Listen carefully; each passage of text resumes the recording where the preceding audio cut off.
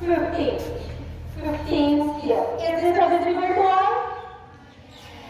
So 15 here. First of all, we will write 15 multiply 15. First of all, we will multiply the unit place digit. That is 5 multiply 5. 25. Now add 1 in this.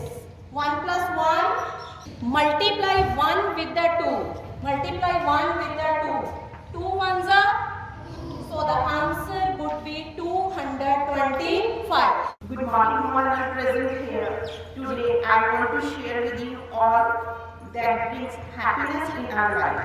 It is all about finding a little joy in your life.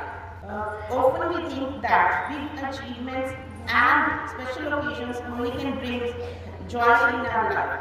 But what if I tell you that joy can be found in every moment, every event? Today we are discussing something interesting fact. Do you know something interesting and my story is? Let me tell you. First fact is that octopus